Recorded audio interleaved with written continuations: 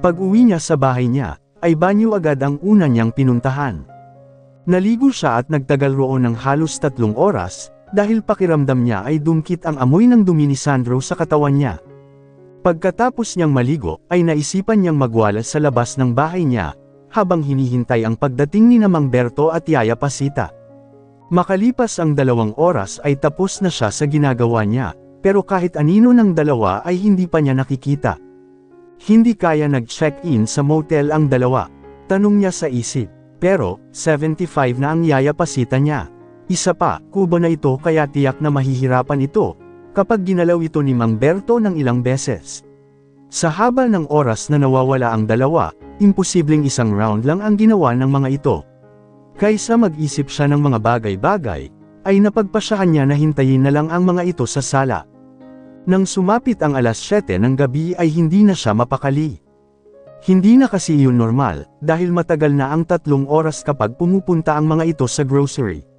Maya-maya pa, ay narinig na niya na may bumusina sa labas ng gate niya, kaya tumakbo siya ng mabilis para pagbuksan ito.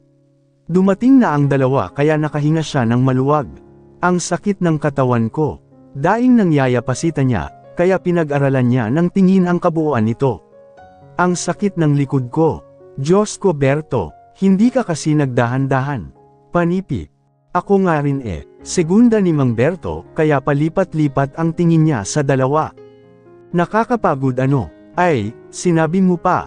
Confirm. May ginawa nga ang dalawa. Ang sakit. Ubus pa naman na yung panghaplas ko. Paano na ako nito ngayon? Nang umalis ang dalawa kanina ay malinis ang mga ito at walang nararamdaman, pero ngayon ay kapwa lukot ang hitsura ng mga ito na halatang may matinding pinagdaanan. Anong meron Yaya? Tanong niya dahil napansin niya na nakahawak na ito sa balakang at bahagya pang lumiliyad-liyad. Halatang nasobrahan ang dalawang sa paggawa ng milagro. Ilang oras kasing nawala Ano ba kasi ang ginawa niyo? Nag-grocery kami diba? Ba't ngayon lang kayo umuwi kung grocery lang ang pinuntahan niyo? Panipi. Napabilang siya kay Mang Berto na patagilid na kung maglakad. Nag-grocery lang ba talaga kayo, o may ginawa pa kayo kaya natagalan kayong makabalik? Panipi. Tiningnan siya ng masama ang Yaya Pasita niya. O ba't parang guilty po kayo? Alas 10 kayo umalis, tapos mag-aalas 8 na bago kayo nakauwi. Sulit na sulit Talagang sinulit nyo ang paglabas nyo Panipi. Nang mapansin niya na bahagya nitong inuunat-unat ang katawan nito ay inismiran niya ito. Imbes na umuwi agad para makapagpahinga sana, ay mas pinili pa nitong makipaglandian kay Mang Berto. Ano bang sinasabi mo riyan? Abat iba yata ang tumatakbo sa isip mong bata ka. Yaya, wala naman pong kaso sa akin kung gusto niyong mapag-isa ni Mang Berto. Ang akin lang, ba't pa po kayo lumayo? Pwede naman na sa kwarto nyo gawin ang mga bagay na ginagawa ng 2 taong nagmamahalan. Lumayo pa kayo tapos gumastos pa. Kung kailan kayo tumanda saka pa kayo naging adventurous. Napanganga sa kanya sina Yaya Pasita at Mang Berto. Ako na po ang mag-aayos ng mga pinamili nyo. Uminom kayo ng gamot tapos magpahinga na kayo. Panipi. Ba't iinom kami ng gamot? Ang tanong ng Yaya Pasita niya sa kanya. Ano bang meron? Yaya, okay na. Huwag na po kayong magkunwari dahil pinagdaanan ko na yan. Noong unang beses ko rin naranasan yan, halos natulog lang ako maghapon, at yung babae naman na nakasama ko ay hindi nakapaglakad ng maayos sa loob ng 1 taon. Ganyan na ganyan po kami noon kaya hindi na ako umulit, dahil kapag tinuloy-tuloy ko ang ganoong sistema ay siguradong maaapektuhan ang trabaho ko. Habang nagkukwento siya ay walang tigil sa pagkurap si Mang Berto, samantalang ang magaling niyang Yaya ay nakanganga naman kaya bahagyang umangat ang suot nitong pustiso. Akala siguro ng dalawang matanda ay nagbibiro siya. Mang Berto, Yaya Pasita, hindi po biro yan lalo pat may edad na kayo, sabi niya pa. Hinay-hinay lang po kayo lalo pat mukhang bago pa lang ang relasyon nyo. Panipi. Sa haba ng mga sinabi niya, ay mukhang ngayon lang siya naintindihan ng mga ito. Oh, ba't ganyan po kayo makatingin? Tanong niya habang nakataas ang kilay niya. Akala niyo ba nagbibiro ako? Lahat ng sinasabi ko, totoo lahat. Panipi. Iniisip mo ba na baka may ginawa kami ni Pasita kaya kami natagalan iho? Ganoon na nga po Mang Berto, walang paligoy-ligoy niyang sabi. Ayos lang naman sa akin kahit ano pa ang gawin nyo basta sa tamang lugar po sana. Matanda na po kayo pareho kaya wag na po sana kayong lumayo dahil baka madisgrasya pa po kayo. Panipi. Berto, ilabas mo na yung mga pinamili natin para makapagpahinga na tayo. Sa halip ay utos ng yaya niya kay Mang Berto, imbes na seryosohin ito ang mga payo niya total para naman ito sa kabutihan nito. Yaya, seryoso po ako. Mahal ko po kaya bawas-bawasan nyo yung pagiging adventurous nyo. Nang mapansin niya na hirap si Mang Berto sa pagbuhat nito sa isang carton, ay kumunat ang noo niya. Ang yaya niya naman ay pilit siyang nginitian habang tinutulungan nito si Mang Berto. Anong laman yan? Ba't parang hirap na hirap po kayo? Wala ito iho, tugon ni Mang Berto na halos maglabasan ng ugat sa litid sa kapupwersa, kaya nagpasya na siya na tulungan ito. Ako na po ang magbubuhat ng mga mabibigat. Magagaan na lang po ang buhatin nyo. Panipi. Nako, wag, ano kasi, kaya ko nataiho. Panipi. Hindi nyo nga po kaya Akin na po yan Mang Berto. Nang tangkang hahawakan niya ang carton ay tinabig nito ang kamay niya. Ano kasi, gusto kong patunayan kay Pasita na karapat dapat ako sa kanya. Na hindi ako mahina, na kaya ko siyang ipagtanggol sa lahat ng oras, nahihiya nitong sabi na parang bata, kaya napatingin siya kay Yaya Pasita niya habang nakangiwi at bahagya niya pa itong tinaasan ng kilay. Aamin din naman pala sa huli, patago-tago pa. Sige na, pumasok ka na sa loob, taboy sa kanya ni Yaya Pasita niya. Kami na ang bahala rito ni Berto. Sige na, pumasok ka na sa loob. Bilasan mo na, Panipi. Tutulungan ko na nga si Mang Berto. Panipi, wag na nga, sinabi na nga sa iyo na kaya naman niya Panipi. Pinanliitan niya ng mata ang yaya niya. Kakaiba kasi ang ikan-ikilos nito lalong-lalo na si Mang Berto. Okay, sabi niyo Humikab siya kunwari, matutulog na po ako yaya, Mang Berto. Kayo na po ang bahala rito. Huwag niyo pong kalimutan na ilak ang pinto bago po kayo matulog. Oo iho, ako na ang bahala rito. Malakas na tugon ni Mang Berto. Ang yaya niya ay kanina niya pa napapansin na hinahaplos-haplos ang carton na animoy mamahaling bagay ang nasa loob nito. Mauna na po ako yaya. Column niya para makuha ang atensyon nito. Papasok na po ako sa loob. Panipi. Okay. Pagpasok niya sa loob ay nagtago siya sa gilid ng pader malapit sa kusina para magmatsyag sa dalawang matanda. Mula rito ay kita niya kung paano nito tingnan ang pinto na pinasukan niya, sabay maghahampasan ng mga ito na parang mga bata. Animoy sindikato ang dalawa dahil palingon-lingon pa ito sa paligid.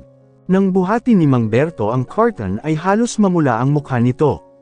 Halatang bigat na bigat. Dalawang hakbang pa lang yata ang nagagawa nito, nang bigla itong madapa at masabsob ang mukha sa semento. Berto ano ba, bumangon ka nga riyan. Abay napakalampa mo naman. Sikmat dito ng yaya niya, at bahagya pang hinampas-hampas ang puwet ng matandang lalaki gamit ang tungkod nito. Pagtayo ni Mang Berto ay nakita niyang may dugo ang nguso nito kaya mabilis niyang tinakbo ang kinaroroonan ng dalawa. Kapwa nanlaki ang mga mata nito nang makita siya. Bakit parang nakakita kayo ng multo? Tanong niya sabay buhat sa carton na kaninang binubuhat ni Mang Berto.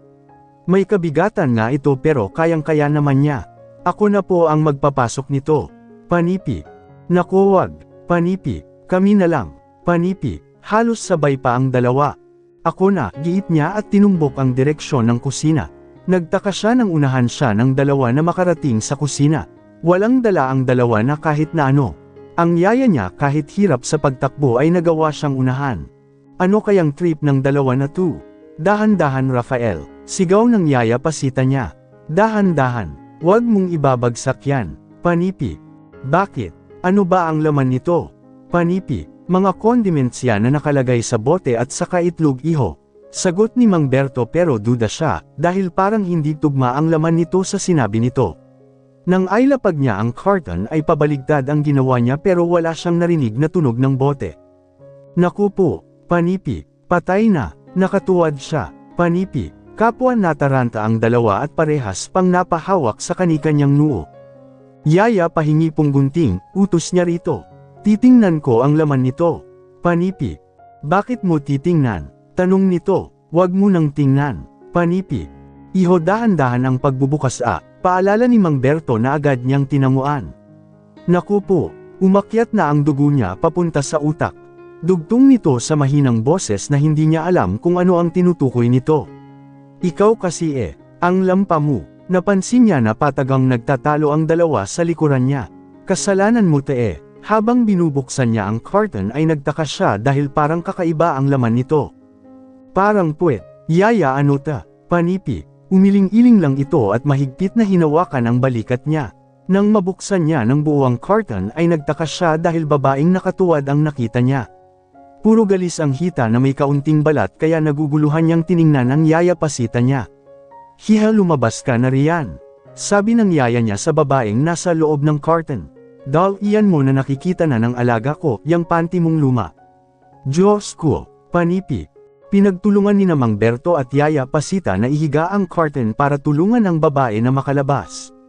Nang makita niya ang mukha nito ay kulang ang salitang gulat, pangamba, pag-aalala, takot at pagdarasal para mailarawan niya ito.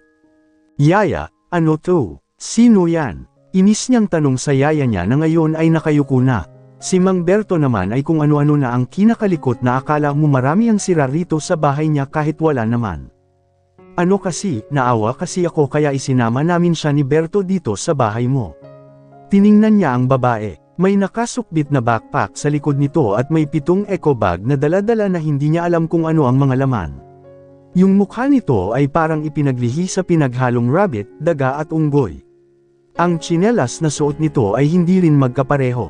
Sa palagay niya ay pakawala ito ng sindikato o baka nga sindikato ito mismo. Kailan pa naging ampunan tong bahay ko, yaya? Supladong tanong niya habang diretso siyang nakatingin sa babae. Yaya, malaki na siya para ampunan natin. God, sana tumawag ka muna sa akin bago ka nagdesisyon na magsama rito ng ibang tao. Ayos na nga sa akin kahit may relasyon kayo ni Mang Berto tapos idinagdag mo pa to. Ay, mag-asawa ba sila? Biglang tanong ng babaeng kaharap niya na hanggang ngayon ay hindi niya alam ang pangalan. Sabi nila kanina, magkapatid sila. Hehe, palabiro pala sila, panipi. Nagagawa pa nitong ngumiti sa kabila ng pagiging pangit ng ngipin nito. Ang dalawa kasi nitong ngipin sa harap, ay kasing laki yata ng ngipin ng kalabaw, kaya hindi nito maisara-sara ang bibig nito. Parang nag-uwi ang dalawa ng aswang dito sa bahay niya.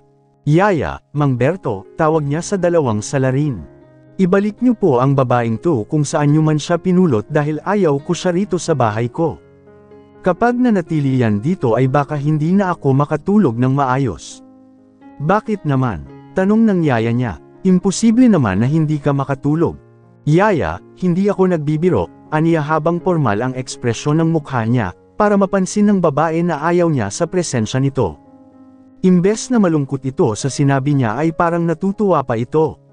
Nagawa pa kasi nitong pagmasdan ng paligid ng bahay niya na para bang manghang-mangha ito sa mga appliances niya kahit na masama na ang tingin niya rito.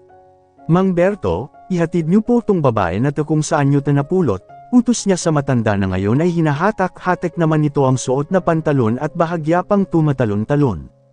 Iho, masakit na tong puwet ko dahil halos maghapon ako nagmaneho. Panipi. Nagmaneho kayo maghapon. Bakit? Saan po ba kayo pumunta bukod sa grocery store? Ang totoo niyan, wala naman talaga akong gusto kay Pasita, pag-amin nito. Kanina pa nga sana kami uuwi kaya lang itong si Pasita ay ayaw pa umuwi. Kung hindi pa nga sumakit ang tiyan niyan, ay baka nasa abandonadong lugar pa kami hanggang ngayon. Mabuti na lang walang nakakita sa amin dahil kung nagkataon ay baka isipin nila na may milagro kaming ginagawa roon. Panipi. Doon niyo ba nakita tong babae? Panipi, tumango ito. Nadaanan namin yan na namamala mo sa abandonadong lugar doon sa malapit sa kanal. Hindi ko alam kung bakit doon siya nakapwesto gayong wala namang taong dumadaan doon. Nakita namin na hinahataw niyan yung malaking lata roon. Naawa itong si Pasita dahil nga kalyo lang daw ang mapapala ng babaeng yan, dahil nga sa abandonadong lugar yan nakapwesto. Panipi, binalingan niya ang yaya niyang magaling. Sigurado siyang hindi lang aswang ang inuwi nito dahil sa tansya niya ay baliw din ito. Sino ba naman kasing siraulo ang pupwesto sa abandonadong lugar para mamalimos? Lahat ng mga namamalimos ay sa matataong lugar pumupwesto at hindi sa lugar na tanging kaluluwa lang ang naliligaw at dumadaan. Isinama namin yan dahil nga awang-awa itong si Pasita, kaya nang makiusap siya sa akin na isama yan ay wala na akong nagawa. Panipi. Ba't hindi niyo po ako tinawagan? Panipi. Tatawagan nga sana kita kaya lang. Inginuso nito ang babae at paimpol itong lumapit sa kanya at bamulong. Pinagpupukpok ng babaeng yan yung cellphone ko nang marinig niya na tumunog yung alarm ko. Hindi niyan tinigilan hanggang sa maduraj kaya nawirdohan ako sa kanya, samantalang yang yaya mo bili na bilib dyan kahit wala namang nakakabilib. E di wala na po kayong cellphone. Panipi, wala na talaga, pagpupukpukan ba naman Panipi. Hinarap niya ang yaya niya. Yaya, ibalik mo siya sa abandonadong lugar kung saan mo siya kinuha dahil ayaw ko siya rito. Ha, bakit naman? Anong bakit naman? Parang nabigla pa kayo gayong alam nyo naman na ayaw ko talaga na may kasama tayong iba rito. Rafael maraming lamok sa pwesto niyan. Panipi. O ngayon, hindi ko na problema yan yaya. Panipi, hindi ka ba naaawa? Panipi. Napabuga siya ng hangin. Fine. Bilhan niyo po siya ng katol, baygon o di kaya'y kulambo yaya. Lahat ng pamatay sa lamok, bilhan niyo siya basta mawala lang siya dito sa bahay ko. Dinukot niya ang wallet niya at inabutan niya ng 10,000 ang yaya niya. Siguradong may daga rin doon kaya bilhan mo na rin siya ng pamatay sa daga dahil baka sabihin mo, masama akong tao. Panipi. Hindi nito tinanggap ang pera niya. Sa halip ay hinawakan pa nito ang kamay ng babaeng hindi man lang nababahala. Tuldok. Unbothered kumbaga. Imbes kasi na makiusap ito sa kanya ay parang tuwang-tuwa pa ito at nanlalaki ang mga mata habang paikot-ikot na akala mo sa ibang dimensyon ito naruroon ngayon. Tuldok, dito na lang siya, pakiusap ng yaya niya. Maawa ka na sa kanya. Hayaan mo siyang magtrabaho rito para kumita siya at makabili ng mga gamit niya. Sa tingin mo ba magtatrabaho yan ng maayos? Mukhang magnanakaw lang yan dito tapos tatakas na Grabe ka naman. Wag naman ganyan. Hindi kita pinalaki para husgahan ng mga panlabas na anyo ng mga tao Rafael. Iho, sa tingin ko, hindi normal ang isip ng babaeng inuwi namin dito, bulong ni Mang Berto sa tabi niya. Kung alam pala nito na hindi normal ang utak, bakit isinama pa?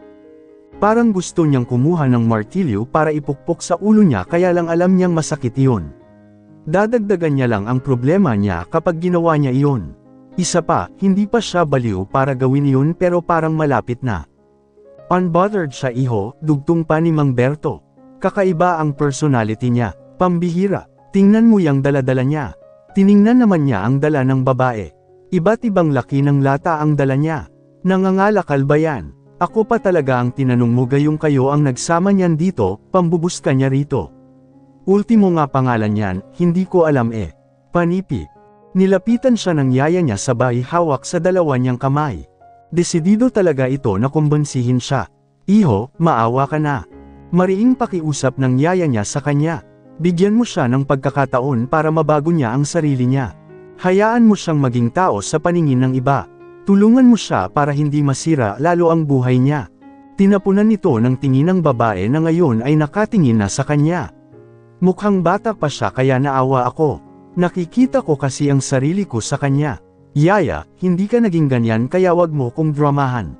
Bata pa lang kasi siya ay kasakasama na niya ito kaya alam niya na kahit kailan ay hindi humantong ang buhay ng yaya niya sa naging buhay ngayon ng babaeng iniuwi nito ngayon. Ayaw ko, matigas niyang tugon. Hindi pwede, Panipi. Masipag siya iho, Panipi. Kahit na, Panipi, mapagkakatiwalaan siya, Panipi. Ayaw ko pa rin, Panipi. Iho ulila na siya, Panipi. Yaya ayaw ko nga, Panipi. Kapag pinaalis mo siya, sasama ako sa kanya, sabi nito kaya yumigkas ang kilay niya, samantalang si Mang Berto naman ay hindi may pinta ang mukha. Kapwa sila nabigla sa pahayag ng yaya niya. Ayos lang sa akin kahit magpukpok na lang din ako ng lata basta kasama ko siya. Nasisiraan na yata kayo ng bait Kaunti na lang iisipin ko na anak mo yan sa pagkadalaga yaya. Panipi. Virgin pa ako hanggang ngayon. Napatingin siya kay Mang Berto dahil tumikim ito. Halatang natuwa sa narinig nito, kaya bahagya niya itong binangga gamit ang braso niya. Ngayon niya napatunayan na kapag may edad na ay mahilig talaga. Ano iho? Tanggap na ba siya? Panipi. Hindi yaya. Ayaw ko, aniya at tinalikuran na ito pero mabilis siya nitong hinarangan. Kung ganoon, mag-iimpake na ako ngayon at aalis na ako rito, para malaman mo kung gaano kahirap ang mawalan ng kasama sa bahay. Ang pakiusap ko lang naman sa iyo, ay sana tanggapin mo siya at bigyan ng panibagong buhay. Ano ba ang masama roon? Pagtatrabahuhan naman niya ang ipapakain mo sa kanya eh. Hindi ka naman naghahanap ng kasambahay kaya siya na lang sana ang kunin natin. Bakit ba hirap na hirap kang tanggapin siya? Dahil ba pangit siya at maraming sugat? Panipi. Wala naman sa kanya kung pangit ito at maraming sugat. Ang iniisip niya ay ang kaligtasan nilang lahat, dahil nga mukha itong aswang na hindi niya maintindihan lalo pat nakikita niya na panaka-naka itong bumubulong sa kawalan. Ipinapangako ko na babantayan ko siya palagi sa mga kilos niya para maging panatag ka. Kung kinakailangan na hindi ako matulog, hindi ako matutulog para lang bantayan siya. Panipi. Hindi ka matutulog. Naghahanap ka ba ng sakit yaya? Panipi. Basta, aalis ako kapag pinaalis mo siya, pananakot nito. Magkanya-kanya na tayo kapag pinaalis mo siya. Isasama ko na rin si Berto para mag-isa ka lang dito. Hindi ako sasama sa inyo. Angal ni Mang Berto sa sinabi ng yaya niya. Matanda na ako kaya hindi ko napapagurin pa ang sarili ko. Isa pa, wala akong pupuntahan kapag umalis ako rito. Ang ganda na nga ng buhay ko rito tapos aalis pa ako. Ayaw kong magpupukpok ng lata dahil medyo mahina na ang pandinig ko. Kapag sumama ako sa inyo ay baka tuluyan na akong mabingi. Kapag nangyari yon, ano na lang ang mangyayari sa buhay ko? Maunawaan mo sana ako pasita. E di wag. Hinampas ng yaya niya si Mang Berto. Kami na lang ni Chichay ang laleyes. Bahala na kayo sa mga buhay niyo. Ang sasama niyo. Masyado kayong mapaghusga. Abay hindi na kayo naawa.